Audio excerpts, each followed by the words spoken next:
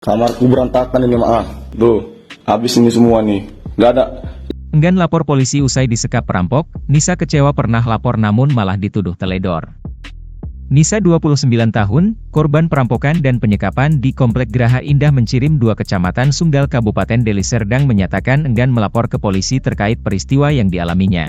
Ia mengaku kecewa karena bulan Januari 2024 lalu saat ia dan suaminya kehilangan sepeda motor Yamaha NMAX dan melapor ke Polsek Sunggal malah terkesan disalahkan polisi. Bukannya memberikan solusi, personel Polsek Sunggal menuding mereka teledor. Padahal sepeda motor mereka saat itu dimasukkan ke dalam rumah. Kejadian yang kedua ini gak lapor polisi karena kejadian yang pertama cukup kecewa kami dengan pihak kepolisian karena kami yang melapor malah terkesan kami yang disalahkan, kata Nisa, Sabtu, 17 Agustus 2024. Menurutnya, pihak kepolisian bukannya memberikan solusi dan jalan keluar tapi malah dituduh teledor bahkan tidak dibantu sama sekali. Lanjut Nisa, hingga saat ini meski sudah melapor pencurian sepeda motor ke polisi, laporan mereka hanya jalan di tempat. Nisa menuturkan sampai sekarang belum ada kejelasan perkembangan laporan tersebut. Oleh karena itu, meski menjadi korban kejahatan yang kedua kalinya mereka enggan melapor. Ini kejadian kedua kalinya pencurian dalam jangka waktu belum ada setahun, ungkap Nisa. Sebelumnya, belum lama ini seorang wanita bernama Nisa menjadi korban perampokan di rumahnya sendiri.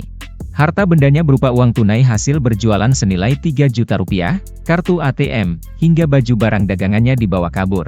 Saat kejadian, Nisa yang saat itu sedang berdua dengan anaknya yang masih kecil disekap di dalam kamarnya.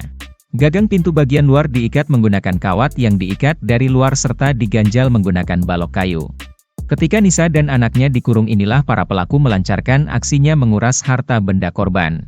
Pas begitu saya mau buka, saya paksa sekuat tenaga itu ternyata udah ada kawat yang melingkar mengikat engsel dan 2 balok kayu, yang hilang uang 3 juta, ATM saya, KTP dan baju jualan, tapi dompet tidak dibawa, kata Nisa, Sabtu, 17 Agustus 2024. Nisa menjelaskan perampokan disertai penyekapan terjadi pada Kamis 15 Agustus dini hari kemarin sekira pukul 3 waktu Indonesia Barat.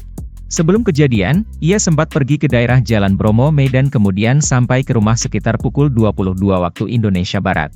Begitu pulang, suaminya langsung berangkat bekerja, sementara Nisa bersama anaknya yang berusia 2 tahun. Insiden penyekapan baru diketahui suaminya bernama Bagus 32 tahun saat pulang pukul 4 WIB dini hari dan hendak membuka pintu utama rumah. Rupanya saat dia mau membuka pintu kamar, gagang pintu sudah diikat kawat dan diganjal balok kayu dari luar. Para pelaku diduga masuk ke rumah korban melalui pintu samping rumah yang sedang direnovasi. Setelah kejadian, hingga kini Nisa belum membuat laporan ke polisi. Ia kecewa kepada polisi khususnya Polsek Sunggal karena sebelumnya sudah pernah melapor pencurian motor di rumahnya namun belum terungkap.